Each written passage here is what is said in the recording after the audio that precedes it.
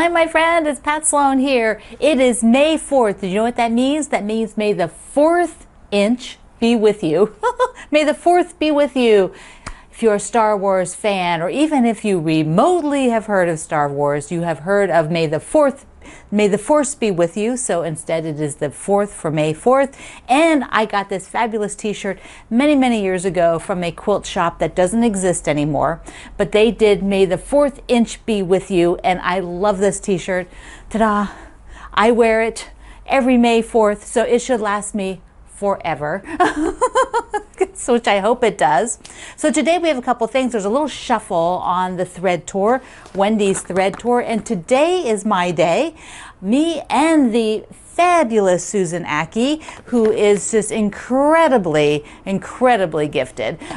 So I first, and also we have Sweet Dreams. This is the last block for Sweet Dreams. So we are in a busy day.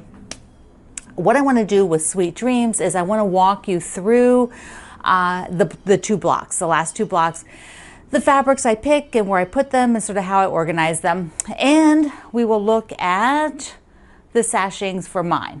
So pink, everything pink. There's lots of pink up here and I'm loving that. I'm just deciding whether I need more pink or less pink.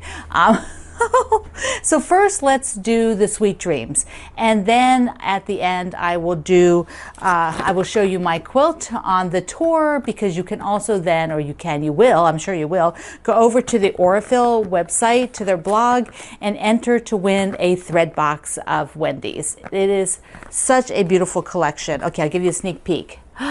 Look at that, both 50 weight and the 12 weight floss. But I'll show you that in a little bit more detail when we come back. When we come back to that. Okay, let's take our 4th inch and go over to the other side of the table. Block 18 to round out Sweet Dreams is sticky buns. I don't know if you know exactly what a sticky bun is, but when I pop a picture up here to show you, this is a sticky bun. Here's the pattern. This is what we're going to do. So a sticky bun for me, they're a sweet roll which has caramelized and pecans. Usually it could have walnuts, cinnamon, might be rolled up in that sweet dough. They're light and fluffy and then get a little bit heavier with all that nice syrup on it. My granny, who worked at the farmer's market, she would bring home sticky buns. My other grandmother also loved sticky buns. So Granny and Nana both love them. Nana's, my memory there is that she had what was called a Dutch oven. It would sit on the burner and it would be like one sort of metal thing inside of another, and then she would wrap the sticky buns in foil and put them in there to sort of warm up, because there were no microwaves and she didn't want to turn on the oven. So instead of turning the oven on, she would have this Dutch oven thing, this little metal pot that would sit on top of it. And I had it for years and years and years, and I don't have it anymore. I think at some point it just got given away or something like that. But anyways, I love the sticky buns. They're my all-time favorite. I really should make some. I don't know anybody locally that makes them, so I need to go hunt around to find, or get them the next time I'm in Pennsylvania, which has tons of wonderful sticky buns. So the block, I'm going to make one in a lighter background, the background that I've used for everything, and the other one in a little bit darker. Not dark, but just a little bit darker, because looking at those blocks, there aren't really dark spots. But first, I'm going to take the other camera and we're going to look at the quilt and sort of where the balance of fabric needs to be. So we can see what I have right now. I've got the pink sashings now, all the way out to the edges. I've just got the pieces laid out there. There's the cornerstones. I don't have the other one on. It's down on the table. But I'm looking at the colorations, and I definitely don't need any more dark here. I need pink. And I could use pink here as well. I want to get that sort of raspberry pink, the one that's on the sashing. I want to bring that raspberry pink into at least one of the blocks, if not both of them. We'll see. And that is how I'm going to balance out what is here with color, so that I'm sure I have something that isn't sort of downloaded of all gray at the bottom, because I obviously need some pink in there. I have the fabrics laid out on the table here so that we can see what is going to work. Get that out of view for a minute. Okay, For this, I'm going to do the first one here with light background. So I will use the background fabric that I have, which I've got plenty, so I am good. I'm going to have extra of that. Then here is the raspberry. So I want to put that in some of the spots, like out in here, I think. This part here will be the raspberry. And then the dark in the corners and the middle, and this light will be these four, which will make kind of like a little pinwheel. So let's see how that looks cut up.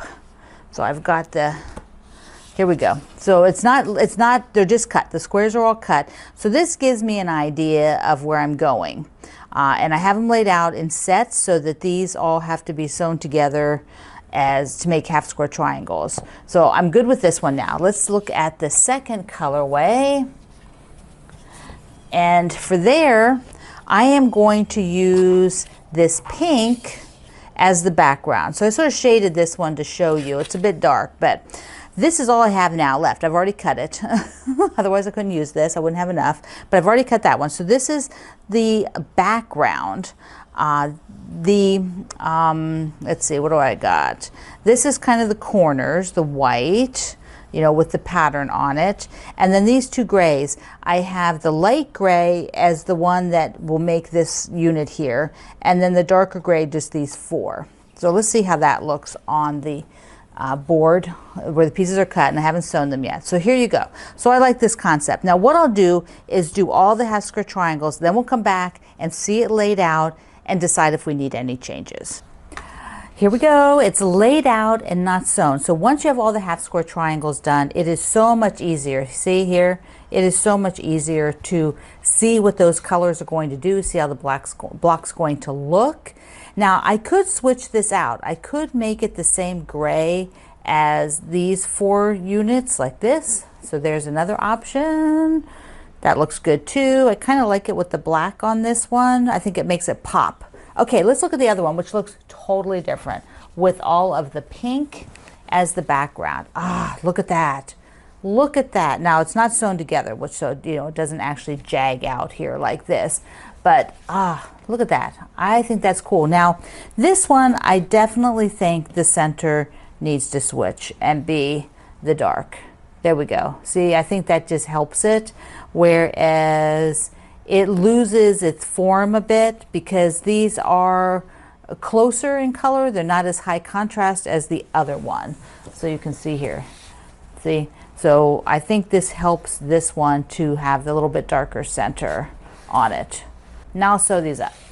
We talked about salvages the other day and why you wouldn't, you wouldn't want it in your patchwork. So see, there's the white line of the salvage. Now that is going to be in my seam allowance. So I decided I had this section, and if I cut it, I got this little bit that will go in the seam allowance. And I'm okay with that because, I'm using up the piece.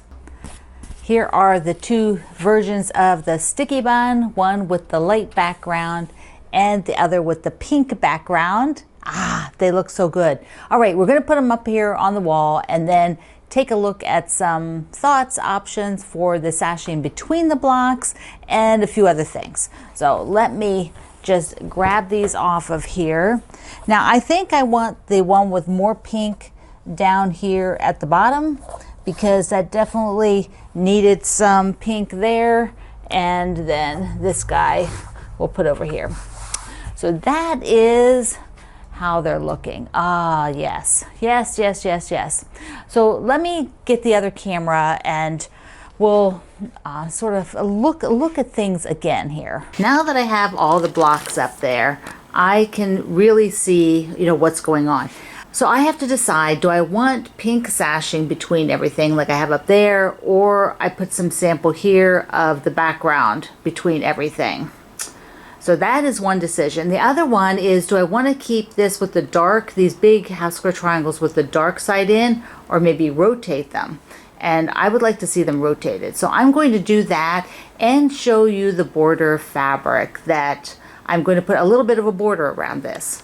There we go, flipped out these four corners. Well, I don't have that one behind there, but you can see how it is up there. Then here is the border fabric. So I love that. Now I don't know, I might put a little inner border. That'll be next Wednesday. I'll decide on that. But my big decision now is, I think I like the corners flipped out. So the big decision is, do I put pink in between or leave it floating on the background? So I might cut a couple of more pink and try them out. So that'll be something you'll see next Wednesday. See what I decided on. It is so fun to get to this point where all the blocks are done and you're just kind of tweaking those last things, trying to decide. So there, I'll lift it up a little bit higher there. Yeah, this is so pretty. This fabric has been beautiful to work with. It's called Moonstone by Laundry Basket. So gorgeous. And this is the layout. Remember, we have the layout here. So if you've not looked at that yet, it came with your supply list. So you have it. You can get ready to sew your sticky buns and sew that up. Okay, the last thing is my date on the Aurifil tour for Wendy Shepherd's new beautiful box of indigo threads. Aren't they gorgeous? So I made a project from my Tantalizing Table Toppers book, the one that is just shipping to everybody right now. I made, what is it called? I have to check the name. Life's a Picnic. This is the project that I made up in blue fabric. And what blue fabric might I have used? Think Birdsong. That is my fabric that will be coming out into your stores sometime here in May. So I made Life's a Picnic with a Birdsong, and I have to get it going the right way because there's a bird in the middle. Here we are. Ta-da! It was so fun to use my Birdsong fabric. So gorgeous. I'll get up close. Now I want to tell you what I did then is I messed around with the thread so that I could play with more of the thread colors from the box. And I'll show you the box in a second. But do you see here the wave stitch? I did it in different, this is darker out here, and then in the center I used the lighter threads. And the backing is this print from Birdsong. So I put all that on the backing of it. Now, I had some extra pieces from the sew and flips. So I made a little star, this little block mug rug. And on here, I used the floss to do a big stitch. There we go. And I had a little piece of this for the backing. So let me open the box of threads. Let's come down here and take a look.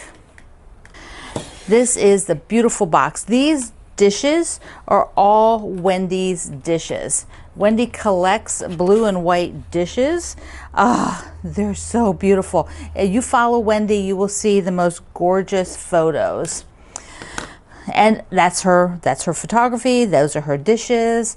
And so inside you have both the 50 weight thread and the floss spools. So if you've never seen the floss before, it is a 6-ply floss. I've got one of these open, I thought.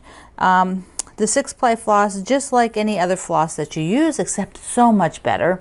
And on these beautiful, beautiful little spools, wooden spools. So like when I did the big stitch, I did 2 strands, just like I would do when I'm using it for cross stitch, 2 strands. And then the 50 weight Aurifil can be used for the machine quilting, can be used for piecing, can be used for machine applique, hand applique. I think I said machine quilting already. Yeah, so yeah, that's what I had on there.